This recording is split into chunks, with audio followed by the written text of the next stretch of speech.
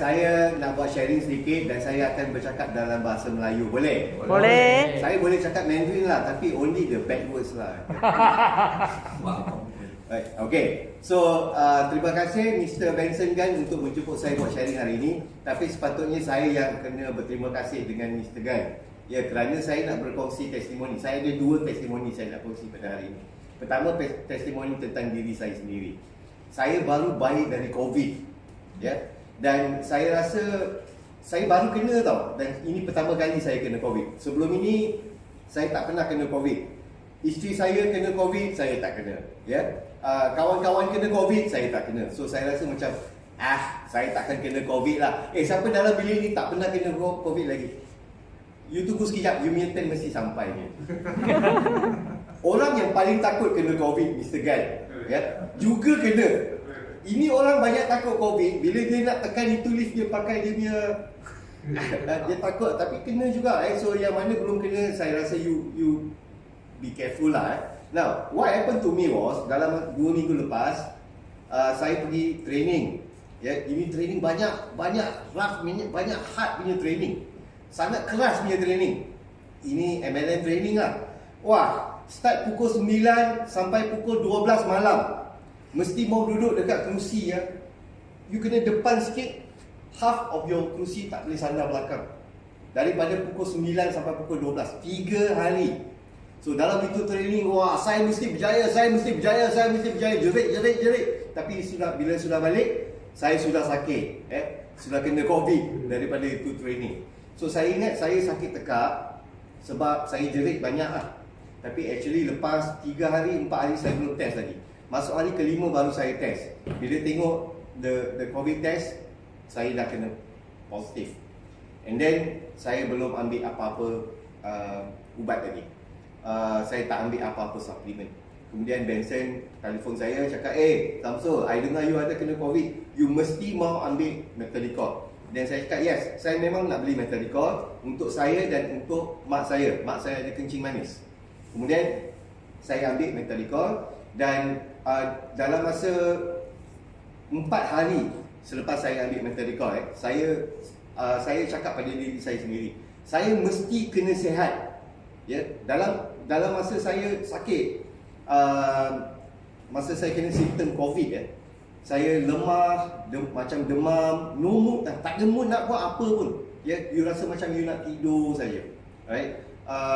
Sakit tekak, memang tak ada tenaga lah, no energy at all. Dan hari demi hari, ya, masuk ke hari ke-7, hari ke-8, hari ke-11, masih belum baik lagi. So saya rasa macam ini penyakit memang takkan baik lah. So bila saya start ambil Metadicol, saya rasa saya kena ambil dan saya harus jadi sihat.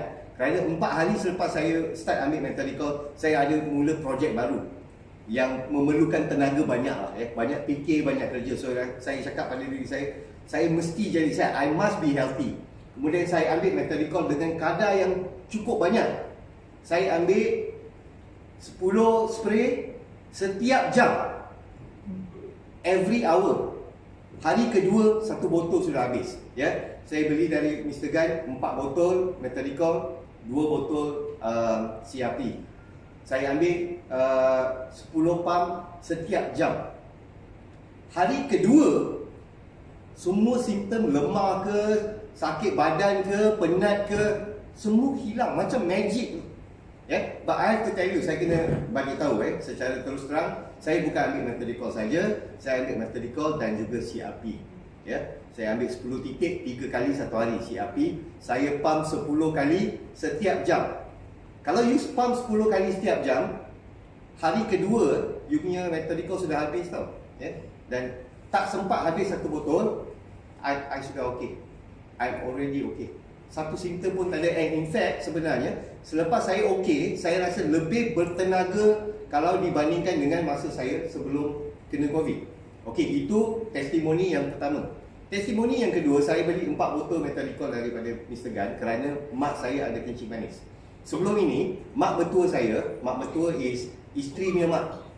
Dia ada kencing manis juga. Kaki sudah mau kena potong. Itu testimoni lain lah. Tapi dia cuma ambil CRP saja. Tapi kaki tak jadi kena potong. Gambar semua ada.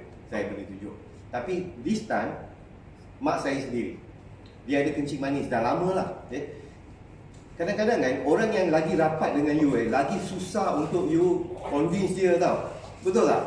So macam mana pun saya convince dia, saya suruh dia ambil. Sebab bila pergi ke IJN, doktor scan dia punya kaki, dia punya masalah neuropathy, masalah saraf. Bila kencing manis sudah lama sangat, jantung rosak, buah pinggang rosak, saraf rosak. So kaki dia dah keras, dah hitam dan tak ada rasa. Dia tak boleh jalan bukan pasal sakit. Mak saya tak boleh jalan sebab tak ada rasa, no feel. Dia kata kaki dia sudah keras macam kayu, memang sudah hitam.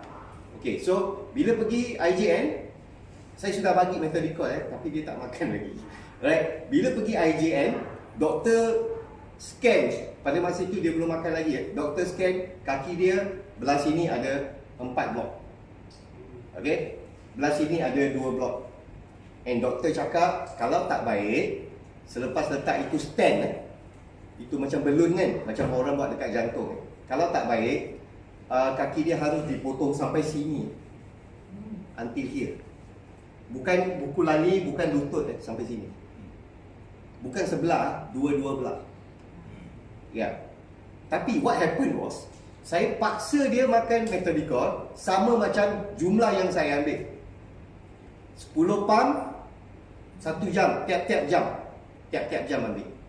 Kemudian pada hari untuk masuk balloon itu, masuk stand, doktor scan sekali lagi, tengok mana mau pergi letak itu stand. Sebab 3 stand itu, 3 blok masih ada, tapi 1 blok sudah hilang. 1 blok sudah hilang. Ini dia baru ambil 2 hari sahaja. Kemudian she was discharge keluar daripada hospital, dan dia terus ambil methodicol sekarang. 3 hari lepas dia call saya, "Oi, mami sudah sehat lah. Kaki sudah ada rasa, itu kaki sudah merah balik. Nanti kita akan ambil gambar tunjuk you. Medical report pun saya akan tunjuk." Dan saya cakap macam inilah, you tak payah percaya ini barang bagus ke tak bagus ke. You tiap-tiap hari pam saja 10 kali setiap jam. Tapi dia kata ini barang mahal lah. Tak apalah. You punya kaki berapa harga? Berapa harga kalau you kata you punya ini barang mahal lah, 200 lebih, 300 lebih, tak apalah, kasih mak punya kaki kena potong lah, tak apalah. Tak boleh kan? So dia akan teruskan ambil. Sekarang botol kedua pun sudah habis. So mula-mula botol pertama 10 pam setiap jam, juga spray di kaki. Dan CRP juga ambil 10 titik 3 kali 1 hari, dan juga spray di kaki. Saya harap selepas ini mungkin ada lagi testimoni bagi saya peluang untuk bercakap. Saya akan sampaikan berita yang baik tentang mak saya. Tak ada cerita lagi blockage atau jauh sekali kena potong kaki. Saya harap sekarang dia boleh jalan. Lagi 1 bulan bila saya datang buat testimoni, mak saya sudah boleh lari. Okey, sekian, terima kasih.